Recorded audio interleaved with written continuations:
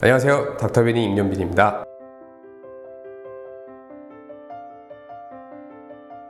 20대, 30대에 계신 분들의 이직에 가장 적합한 시기는 언제일까요? 그 시기에 대해서 오늘 여러분들께 말씀드리고자 합니다. 물론 제 개인적인 사견입니다. 이직에서 가장 큰 영향을 미치는 건 실제 노동시장에서의 본인의 가치입니다. 즉, 이건 산업과 직무의 특성에 따라서 상관이 있는 부분인데요. 가령 우리가 일반적으로 얘기하는 관리직이라는 직업이 있죠. 회계, 인사, 구매, 그리고 생산, 이렇게 우리가 일부 직무명에다가 무슨 관리라고 할 수 있는, 아까 말씀드린 것처럼 인사관리, 그리고 회계관리, 생산관리, 구매관리, 이거 CF 같네요, 뭔가. 이런 부분에서 관리자가 이름이 붙은 그 직업의 속성은 뭐냐면, 기업 조직이라는 형태에서 전체적인 경영을 하기 위한 부서이자 직무인 거죠. 즉, 회사가 잘 운영되기 위해서 만들어진 직무이기 때문에 기업이란 조직을 가지고 있는 거의 모든 조직에 그 직무는 존재합니다. 이 말은 기업에서 필수적으로 존재하는 직무다. 즉, 노동시장 자체가 굉장히 사이즈가 크다는 거죠. 그러니까 인사 관리하는 사람이 수십만 명이고, 회계 관리하는 사람이 수십만 명이고, 이렇게 노동시장 자체가 규모가 굉장히 크다는 겁니다. 즉, 많은 인력들이 거기에 모여 있고, 그리고 그 인력들을 뽑으려고 하는 기업들도 많다는 것이죠.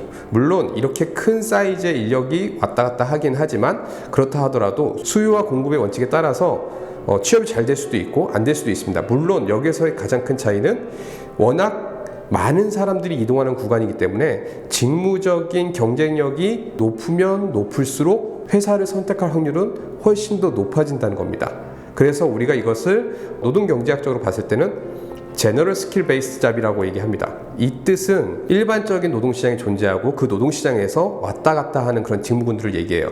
후에 직무적 특성에 대해서 말씀드릴 때 보다 자세히 말씀드리도록 하겠습니다. 그래서 노동시장이 크면 클수록 움직이는 것, 즉 이직이라는 것이 훨씬 더 수월할 수 있다. 다만 시장이 크기 때문에 우리가 엄청나게 큰 연봉을 받거나 엄청난 복지, 혜택을 받을 수 있는 그런 기회가 존재하는 것은 아닙니다. 오히려 대체군이 많기 때문에 시장에서 평가되는 임금으로 대부분 맞춰지기 마련이죠.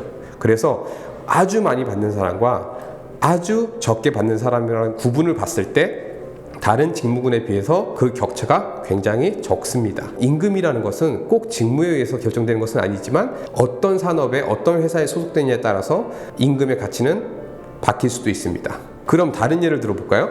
예를 들어 노동시장이 굉장히 적은 경우죠. 특수한 산업과 특수한 기업이 있습니다. 그 기업에서 일하는 직무는 굉장히 적은 사람들밖에 일을 하지 않아요. 이런 경우 밸런스가 한쪽이 깨지게 되면, 예를 들어 시장에 있는 사람이 굉장히 적고 기업의 입장에서 구인이 엄청 많은 경우, 이런 경우는 몸값이 우리가 생각하는 것 이상 훨씬 뛰어넘는 몸값, 즉 연봉이 발생할 수 있습니다. 그 다음은 직무적인 특성인데요. 말씀드린 바와 같이 관리직이냐 그렇지 않은 기술직군이거나 개발직군이거나 이런 특수한 직무냐, 그거에 따라 나누면 우리가 노동경제에서 다루는 두 가지 직무 분류가 있습니다. 하나는 제너럴 스킬, 하나는 펌 스페시픽 스킬이 있어요. 조금 더 쉽게 말씀드리면 대중화된 일반화된 직업이냐, 아까 말씀드린 기술과 개발직과 같은 특수한 직군이냐, 이런 직군에 따라서 우리가 커리어를 키우는 방식이 다르고 노동시장의 형성이 다르고 사이즈가 다릅니다. 예를 하나 들어볼까요? 땡땡땡 제철소에 용광로의 온도를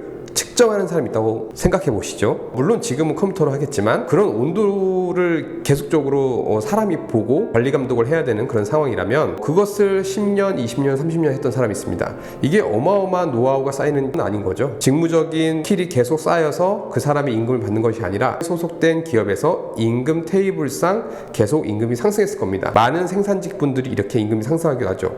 연공서열제로 이렇게 계속 임금이 상승한 경우 이분의 임금은 우리가 생각한 것보다 훨씬 더 높은 금액일 수 있어요. 우리가 일명 얘기 들었던 연봉 8천, 1억 뭐 이러신 분들이 있을 수 있겠죠. 그렇게 실제 임금을 받고 있지만 직무적인 가치로 봤을 때는 8천, 1억의 직무적인 가치는 아닌 것이죠. 근데 만약 그게 굉장히 특수한 직이라고 칩시다. 예를 들어 우리나라의 제철소가 3개가 있어요. 그 일을 할 수 있는 사람은 예를 들어 2명밖에 없습니다. 그러면 이분의 임금은 8천만 원이 아니라 1억 그 이상이 될 수도 있습니다. 물론 이런 시장의 수요를 맞추기 위해서 해외에서 전문가 들어온다거나 컴퓨터 기술이 발전한다든지 여러 가지 대체 방식이 있을 수 있겠죠. 하지만 단지 극단적인 예이지만 필요로 하는 기업과 취업을 할 수 있는 노동자가 이 균형이 안 맞으면 이 시장이 큰 경우에는 임금의 가치 격차가 그렇게 크지 않지만 지금과 같은 경우에는 사이즈가 워낙 작고 사람이 굉장히 희소한 경우 임금의 격차는 엄청나게 커질 수가 있습니다. IT 개발 직군이 최근에는